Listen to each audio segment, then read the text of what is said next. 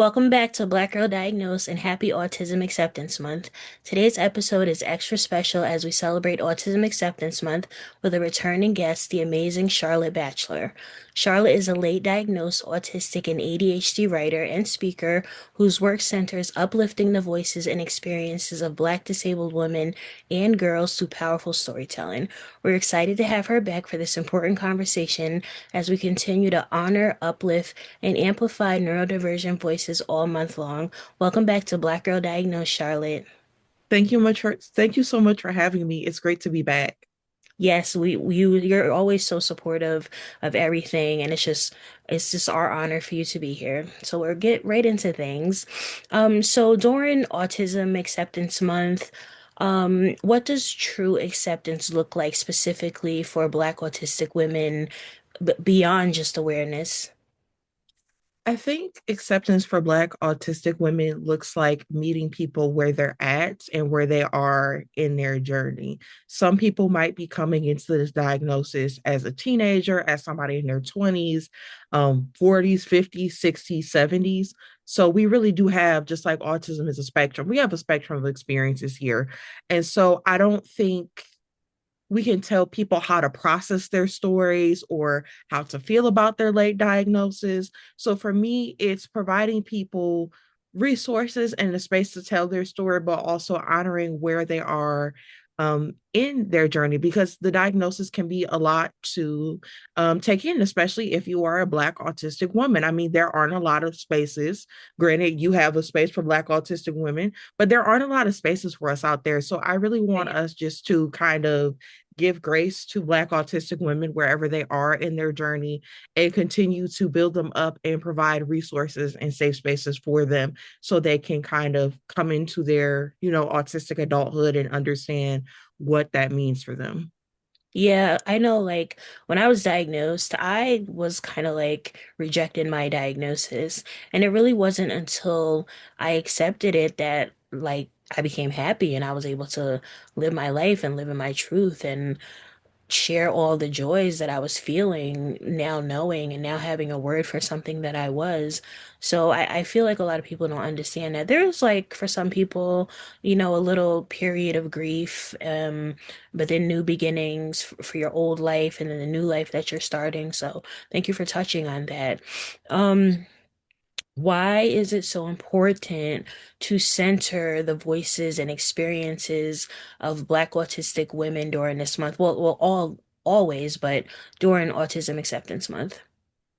I think it's very important because we still aren't seen as a face in the autistic community. Like somebody will bring us out for Black History Month and be like, "Hey, this is my Black homegirl," or "Here she is for Juneteenth," or "Here she is for Women's History Month." But when April come Right. around, it's like, get to the back seat, girl, because unfortunately, the face of autism now is typically low support needs, white autistic men, and more so white autistic women. Which is not to say those people don't have their struggles, but by constantly amplifying those voices and going to them as kind of the mainstays or the keepers of knowledge of community, we're really missing out on diverse stories and the intersectional nature of autism. You cannot ignore autism as just this diagnosis without seeing how someone's race, gender, socioeconomic status, sexual orientation, and gender impacts their lived experience. So when we uplift Black autistic women, not just during April, but all the time, we're acknowledging their humanity and acknowledging that they are an important part of the autistic community and not just a token or a footnote in the autistic community and in our history. Right. And I think also, the problem that we also do have is like I always say this, I'm like traditionally the face of autism has never been a Black woman. And I wrote an article a few years ago and I said when you think of autism, a Black woman's face does not pop in your head. And some of the problem is though that some white autistic women can't decenter their whiteness for us to be able to tell our stories. So that is also definitely a problem.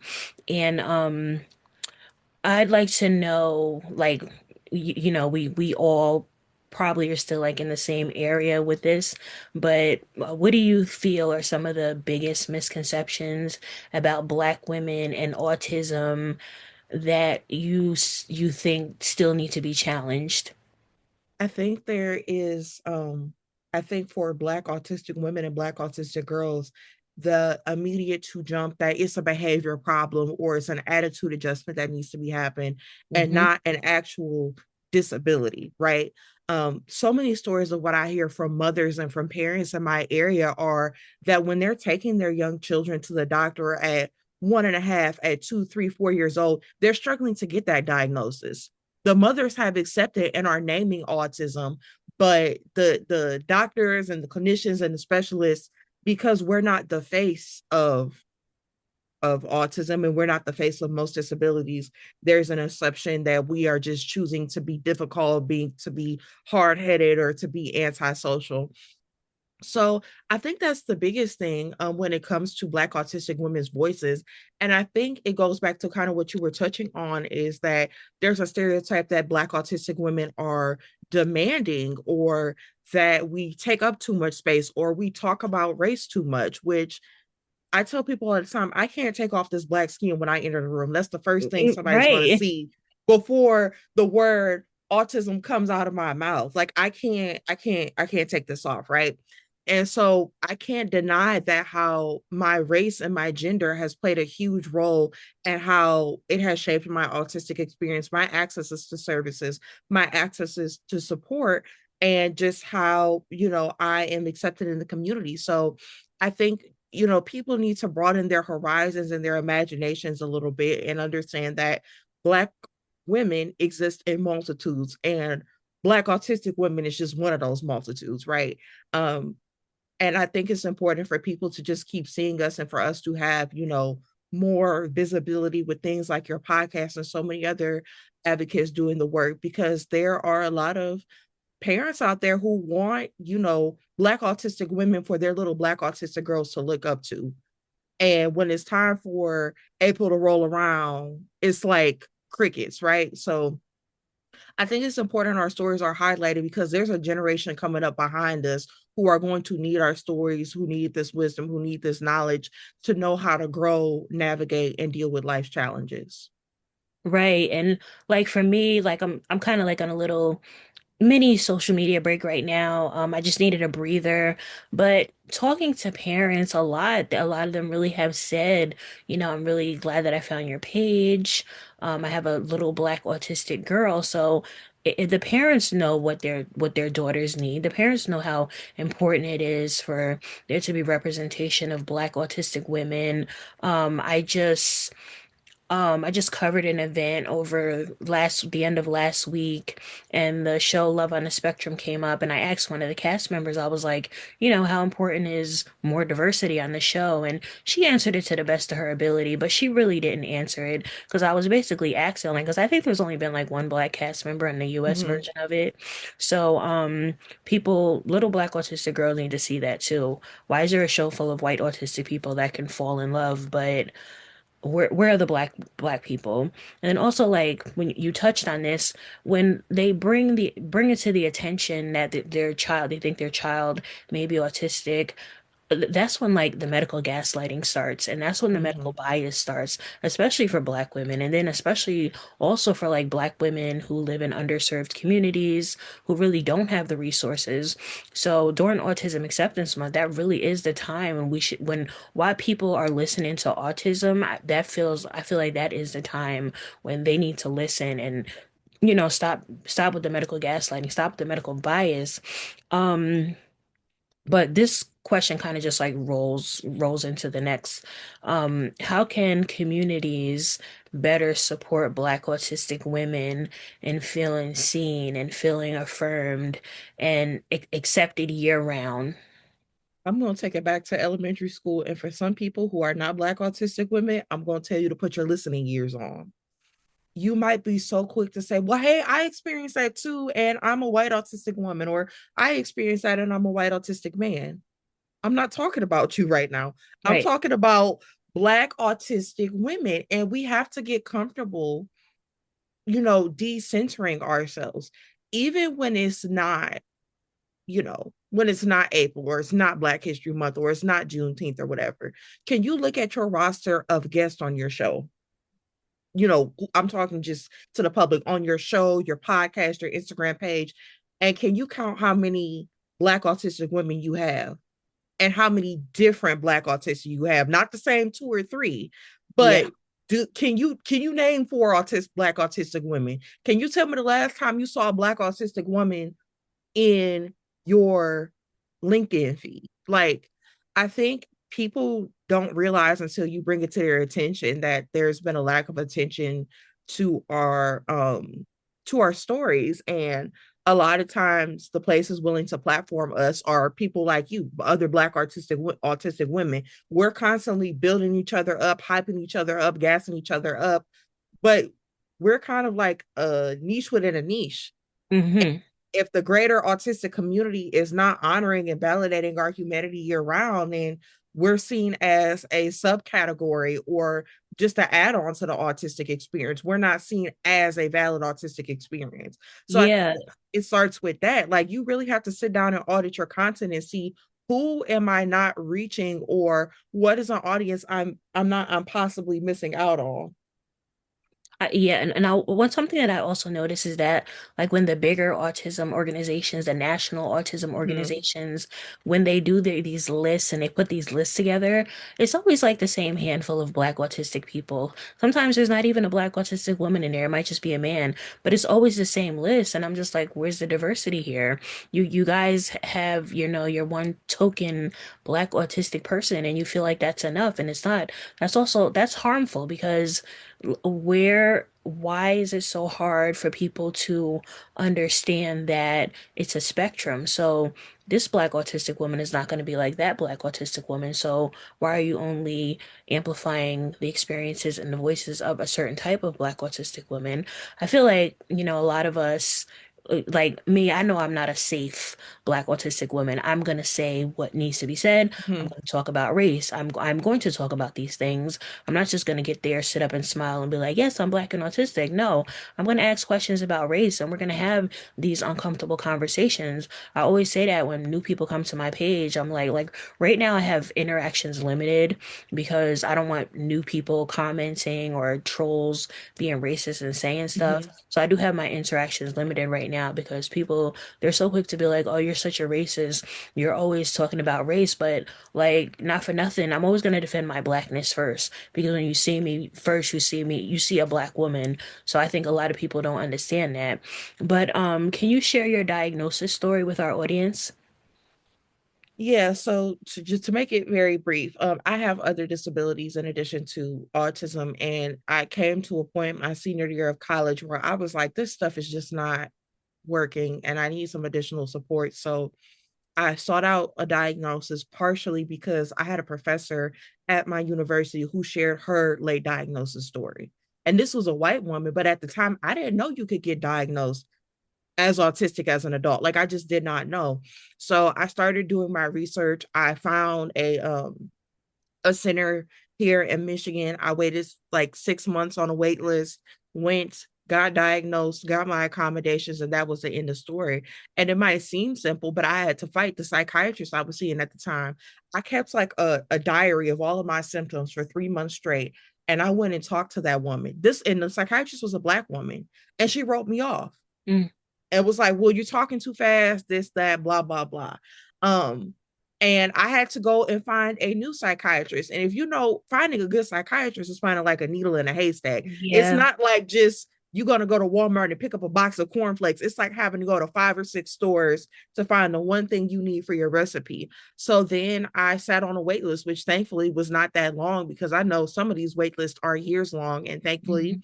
had insurance and had my parents support and I was working. So cost was not as a prohibitive factor for me. So I am blessed to say I was a highly resourced person and I had the health insurance, I had the doctors on my side, I had the family support. And I know my diagnosis story is not like everybody else's. So I put that out there to say it's not impossible to get diagnosed, but it's definitely not easy. It's not like walking into urgent care to go get a flu test. It definitely takes Yeah. a lot of time, energy, and mental resources, just having to call, having to check insurance. I mean, In Michigan at the time, we had the Autism Navigator service through the Autism Alliance of Michigan, which essentially is like a hotline for autism services. So you can call them, and based on where you are in the state, they can help you find stuff. Unfortunately, they've lost quite a bit of funding here in recent years, but I know not even every state has that, or, you know, so for me, I'm lucky that my diagnosis, even though it was 6 months, it was pretty straightforward. And I was able to get accommodations like that in college. I had the neuropsych who did it was a great assessor, and I felt that I was very validated and seen as whole during my experience. I know that's not everybody's experience, but I would say for people who are looking to get diagnosed, that it's not an overnight thing. So you just have to be prepared, do and definitely please do your homework. Please do your homework, please research the options out there. Um, you know, it's definitely depends a state by state, city by city thing, but I think it takes up a lot of time and energy that a lot of people don't um acknowledge. And for people with other disabilities who have gone through kind of the diagnosis like flow chart, that can kind of be triggering or frustrating for them too. Yeah. Yeah, and that is really important because like me, it for me it was is a little bit different because we all have different experiences. Um I wasn't seeking a diagnosis, but we knew that something was different. I try not to say wrong because I'm not being autistic doesn't make you wrong, but we've Mm-hmm. always known that something was different, but I was just at a point in my life where I was breaking. So Mm-hmm. like, I was put into the psychiatric hospital, but I was there for 3 months before it was a woman of color before she said, I think she's autistic. And then they brought in a team an assessment to do my assessment. It was two women. My assessment took either 2 or 3 days, and it was a couple hours each day. But the reason I feel like it was so long is because they didn't know what they were looking for. They kind of gave me Mm-hmm. like an overall evaluation, and then that's how we found out that I was autistic, that I had ADHD, that I was dyslexic, that in some places I'm stunted and I have delays, which I knew that already. I just didn't know the language for it. Mm-hmm. So, even though I wasn't seeking a diagnosis, getting a diagnosis was still hard because I had been to other therapists, and I do remember one of my therapists was like, "You seem like you're on the spectrum," but then like he didn't say anything else about it after that. He was just like, "So, what are your plans for the weekend?" And I was just like, "You're just gonna leave it at that?" So, a Mm-hmm. white man can't stand him. Stop going to him. But like listening to everybody's story, the one thing that we do have in common, like me, I'm a millennial, so, I was really considered being diagnosed as a millennial and an adult, but I just feel like I know part of the reason I fell through the cracks was because, I am an artist and people always look at us as being a little bit weird, being a Mm-hmm. little bit, being a little bit eccentric, but, I stayed to myself, so they just thought that I was being shy. But when I did come out of my shell, it was like, oh, look at her being grown, look at her not listening. So in school, they always looked at me. It was always looked at like a behavioral issue, which is common for Black children. Black children are always labeled with a behavioral issue before they really take the time out to say, oh, well, maybe something else is going on here. But for um Black women who are questioning, since we're talking about this, who are questioning or have or are newly diagnosed, what message of encouragement or acceptance would you want to share with them? I think the biggest thing, like with your adult diagnosis, is your diagnosis. You can choose to disclose, you can choose not to disclose. It really is up to you because, again, you are an adult. Nobody can tell grown folks what to do and how to manage it. So it's not like you have to build Rome in a day and, like, I have to go to HR right now and I have to tell everybody and I got to start an Instagram page and a YouTube. That's the path some of us take, like, once we've kind of eased into our diagnosis. But you don't have to rush into anything. I mean, for me, understanding my diagnosis was like, okay, I think maybe now I might need a different therapist, maybe a Black woman therapist who can help me with this transition. Because at the time, I was like 4 months away from graduating college and moving back home and working a full-time job. So I learned then, like, hey, the therapist I had been rocking with for several years up until this point, she couldn't really serve me in this transition. Or, these are the accommodations I need in school, or this is what I can do to better accommodate myself. I think what's important is to really understand your diagnosis, what it means for you, and focusing on how you can make your environment and your life easier for yourself, building those systems, building those routines, building those sensory things you need into your home and your space. Because unfortunately, not everybody is going to be accommodating. And the only person you can control is yourself. So if you have a hectic job and the job is not accommodating, at least when you come home at 5 o'clock, you can have your sensory safe space. You can turn the lights down and you can focus on yourself. And the second thing I would say is your diagnosis does not take away any achievements or accomplishments that you had before you got diagnosed. Just because you got diagnosed as autistic does not mean they're going to come and snatch that diploma, that degree, that promotion. That doesn't make you any less capable. You just found out new information about yourself. And when presented with new information, sometimes we have to pivot. Sometimes we do things the same way. Sometimes we learn the way we're living our lives is not sustainable and we need to do things different. A diagnosis does not have to be, I know there's grief with it, but it doesn't have to be this earth shattering thing. It's information like anything else, like the weather, the time, how tall you are. It's information. And so we can do what we want with this information. But if you don't feel this person does not feel comfortable disclosing their diagnosis, you don't have to. If you don't feel comfortable taking that advocacy route, you don't have to. Your autistic journey is your journey, and nobody can bully you, nobody can force you or twist your arm into doing something you want to do. And sometimes you just need to sit in it for a week or for a month or for 2 months. So everybody's journey is different. And if it doesn't look like ours or other people you'll see online, that's totally okay too. Yeah, yeah, and I love that you said that because like for me, I had to sit in it for 2 years. Like I was embarrassed. I didn't tell anyone.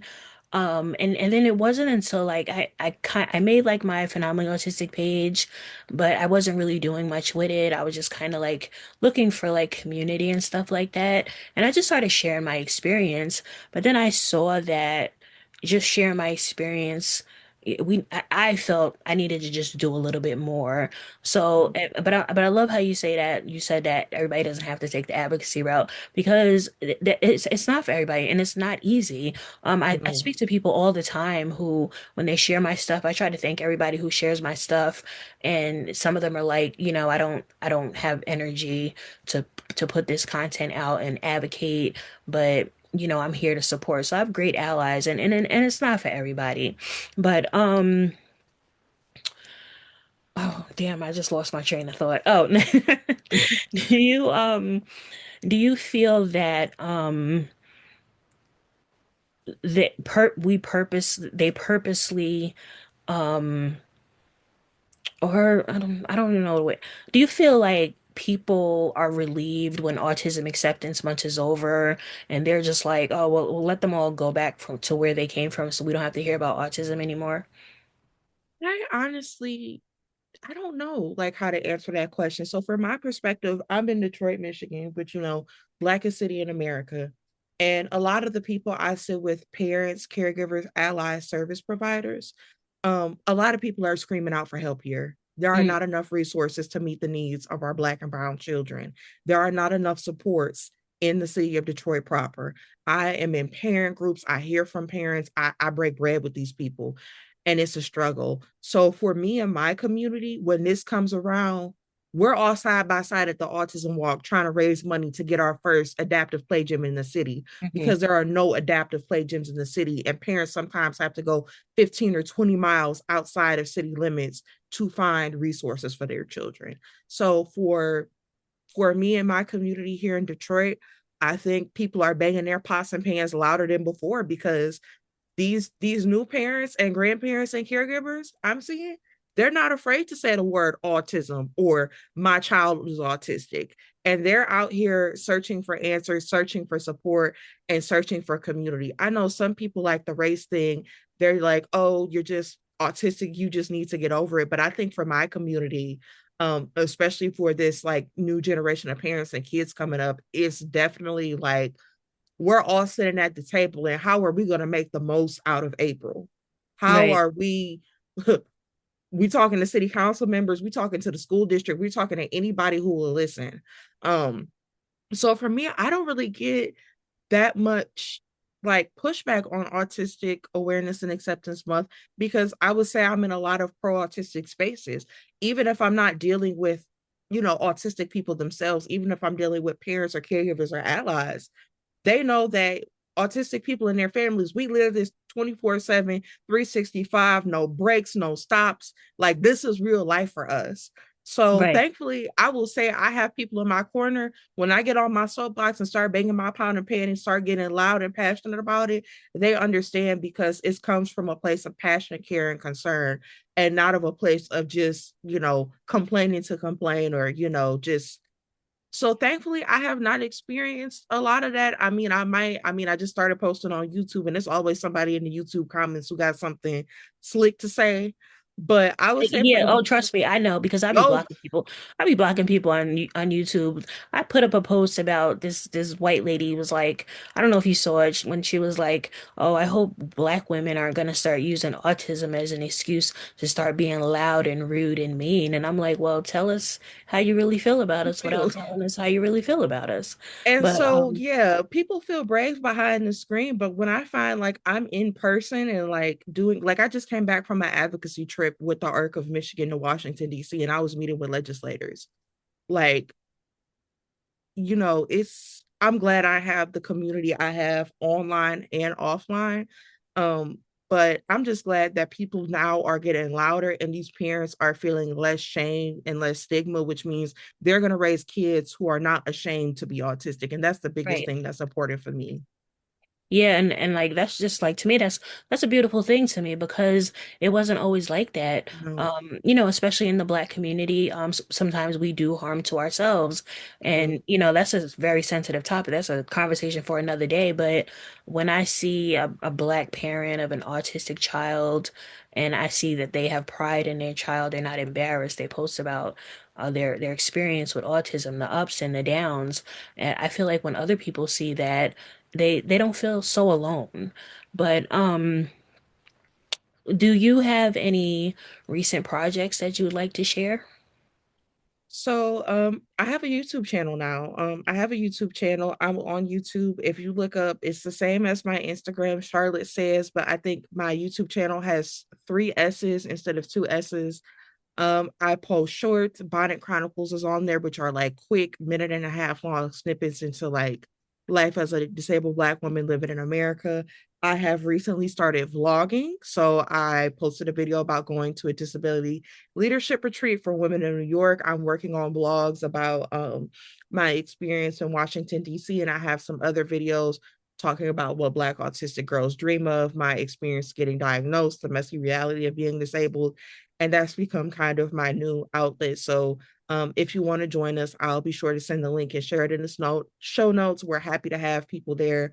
Um, but other than that, I'm just, I'm on Instagram, I'm on LinkedIn, I'm working, I'm advocating, I'm doing all the things and trying to just do my part to uplift the community. And you are. Um, what would you want people to know and take away from this interview? I want people to know that even like as Black autistic women, we're still on a spectrum. Like there is no one Black autistic woman we voted as a spokesperson. We all have our niches, we all have our areas. We got some people working in the special education and IEP, and we got people on the self advocacy end. We got people on the OT and speech end. We have people who are writers, illustrators, designers, public speakers. We have a plethora of autistic women. And if you think one of us is dope, go into that autistic woman's following and find the other 10 dope autistic Black women. There are more of us to hire. There are plenty of us looking to speak, to educate, to teach. So I would just say for the non-Black autistic women out there, hire us, pay us, because there are plenty of us out here. Right. And just keep educating and just keep expanding your horizons and just keep that mind open of who is autistic and who belongs in our community. Yes, thank you. And thank you again so much for joining us again, for sharing your powerful story and wisdom with us. To our listeners, thank you for tuning in to Black Girl Diagnosed. Your presence and support means everything. Once again, happy Autism Acceptance Month. And until next time, take care and keep advocating with love.